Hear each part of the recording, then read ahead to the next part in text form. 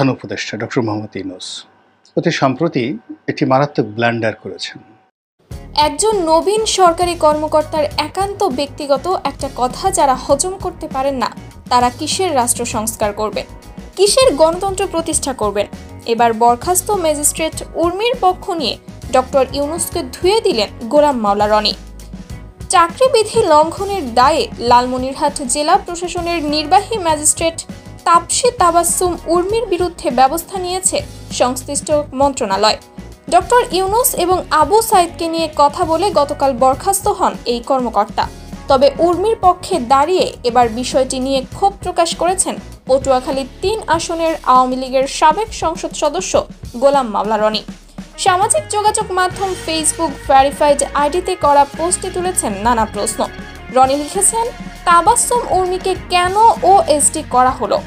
যেখানে দালালি করার জন্য পুরস্কৃত করা হয়, দলবাজির জন্য পদোন্নতি হয়, দুর্নীতির জন্য সম্মান করা হয়, সেখানে তো সরকারি চাকরিবিধির দোহাই দেওয়া হয় না।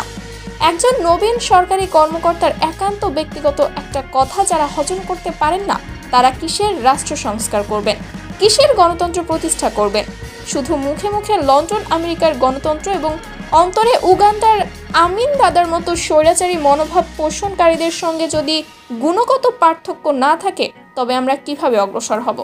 এর আগে শনিবার নিজের ফেসবুকে তাপসী তাবাসসুম উর্মি লেখেন, সাংবিধানিক ভিত্তিহীন অন্তর্বর্তী সরকারের প্রধান উপদেষ্টা বলেছেন, রিসেট বাটনে পুশ করা হয়েছে, অতীত মুছে গেছে।